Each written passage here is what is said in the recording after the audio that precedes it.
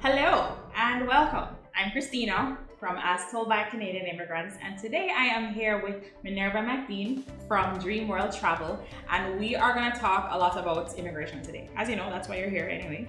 So we're going to talk about what's new in immigration, the new express entry program and the category change. We're going to talk a lot about Dream World Travel and the services they provide, and then we're going to talk about this club that we're putting together that is going to help you to be in an environment to get all the information that you need to get regarding immigration and feel confident about the people that you are getting the information from, right? Reputable sources. So I'm excited to talk to you today.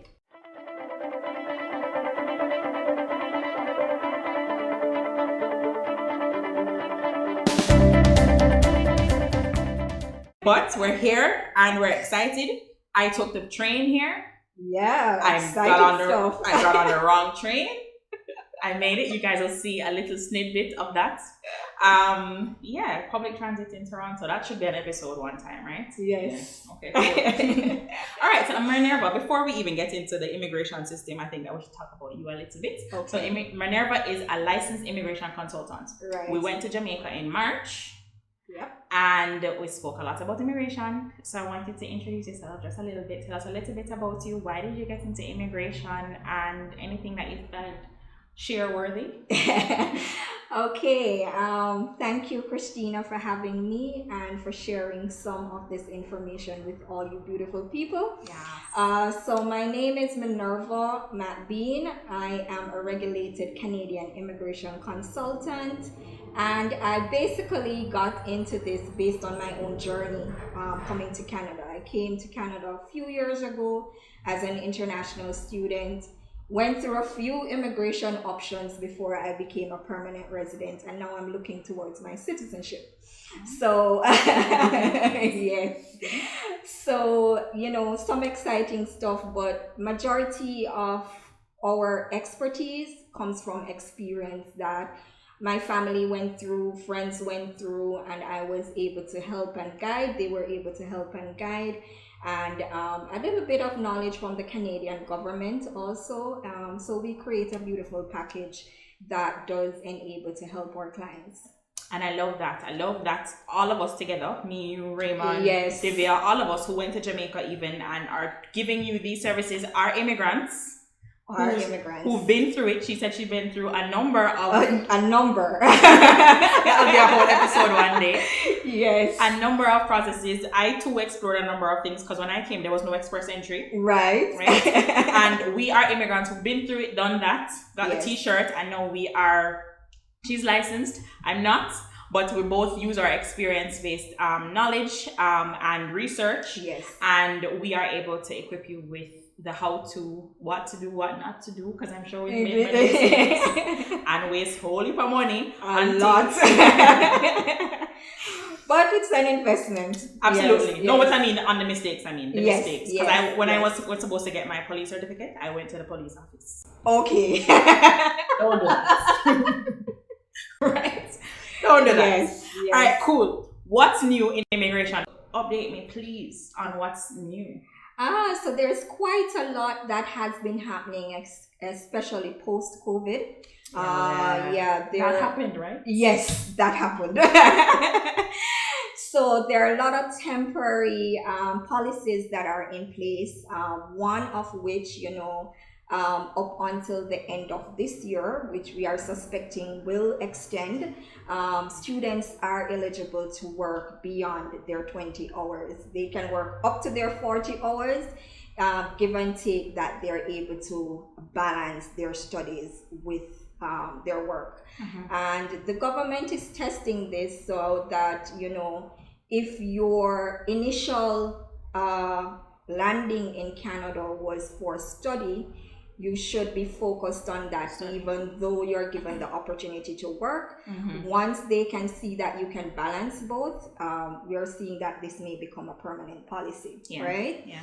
Another temporary measure is that postgraduate work permit holders whose work permit is expiring between September 2021 to, not 2021, sorry, 2022 to December 2023 is eligible to apply for an 18-month extension. So that's another good thing, because then for most people, because of COVID, you know, the CEC was paused for quite a while, have not been much draws since. So this will enable those who were faced with immigration options. Do I go back home?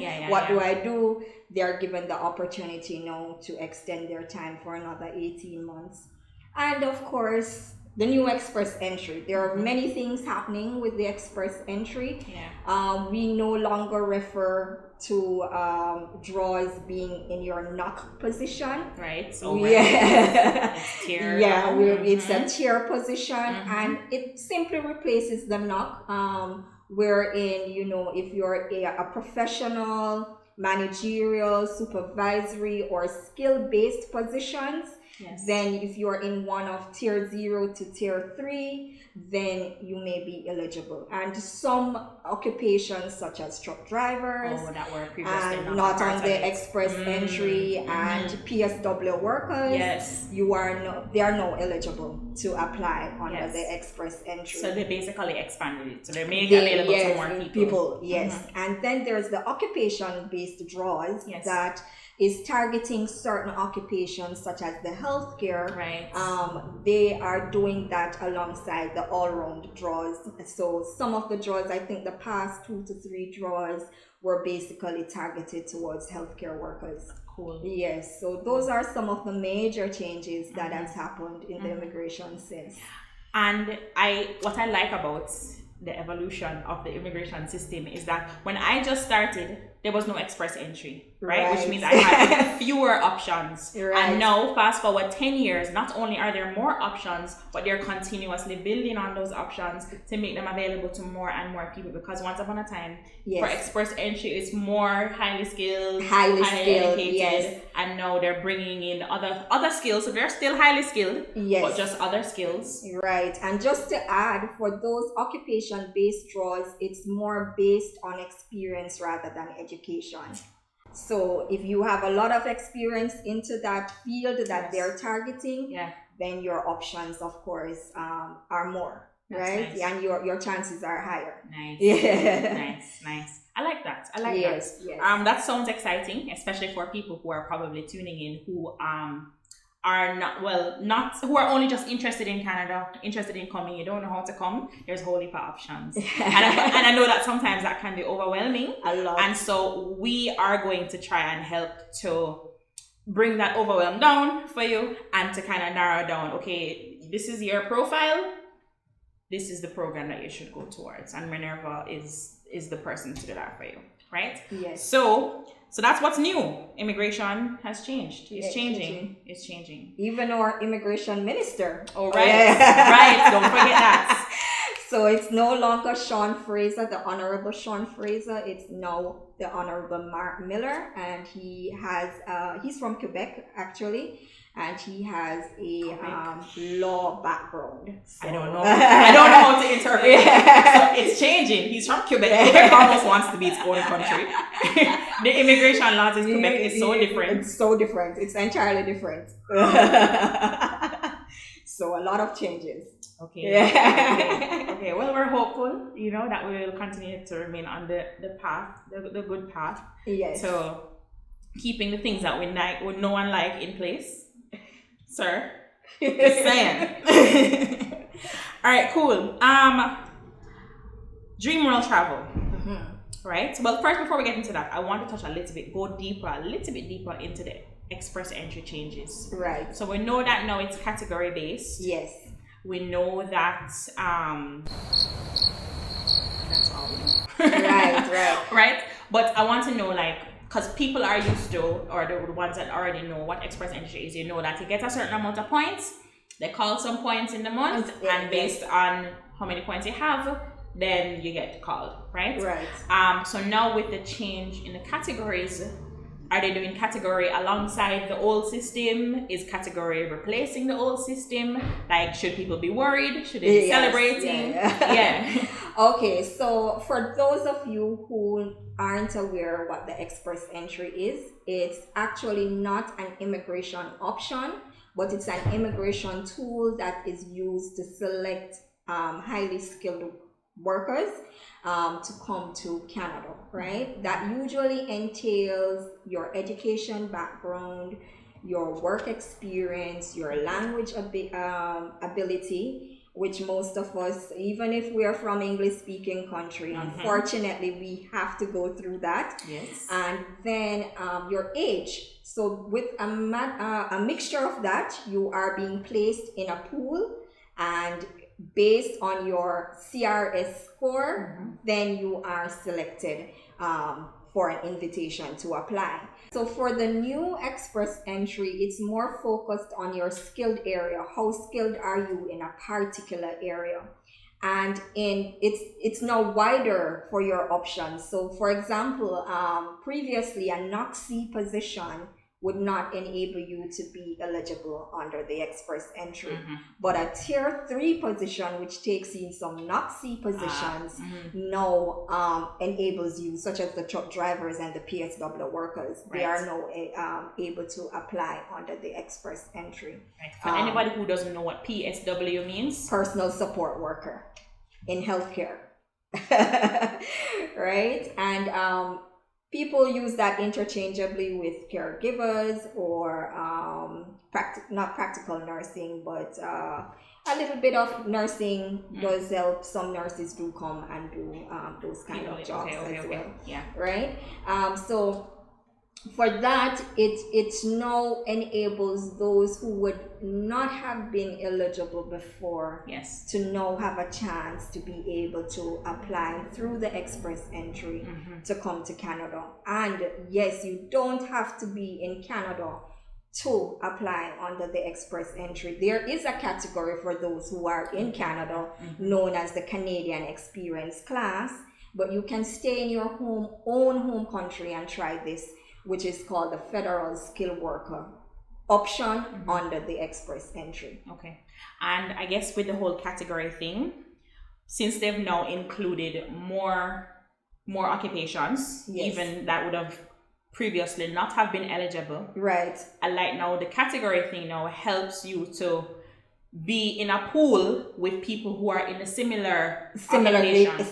Because before, whether you're a doctor or you're a drafts person, everybody's in the same pool. Yes. And then so the points usually vary. And so when you get into a pool with people who are not a drafts person, it's just a matter of the level of education and how much points you get based on that level of education. Whether you have a master's or just a bachelor's, everybody used to be in the same pool. Yes. But now, if they call like you say, healthcare, then the PSWs, the doctors, and those people are in there. All of those people are being competing against each other. Exactly. Instead of competing with people who of other occupations, have a doctorate in some other thing what don't matter to healthcare. Yes. And similarly, a person who is a truck driver or like a I can't think of a plumber. Yes.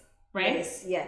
So as you touch on plumber, there is the federal skilled trades under the express entry as well. Yes. And those target like carpenters, masons, cooks, those people in hospitality. Yes. And usually those points are usually less than the federal skilled worker. Yes. So for example, if the federal skilled worker is 560 points, the federal skilled trades could be 300. Yes. Right? Okay. So it's easier for those that comes under that. And usually what is required is your experience as well. And there are some categories that may require you to come to Canada to do what is called a Red Seal exam.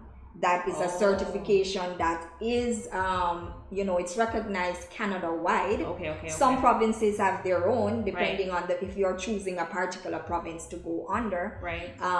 Then you would, some of those occupations may require you to have that.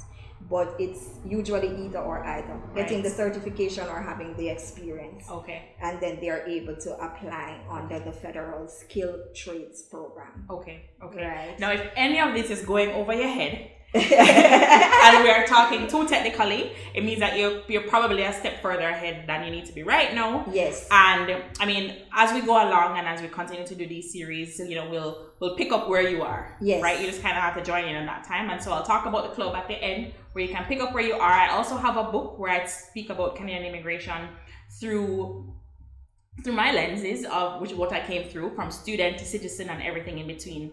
So I kind of lay out for you, student, okay, after you finish being a student, then this, and explain express entry and all of that. So it's probably a good place to start if any of this information is hurting your brain.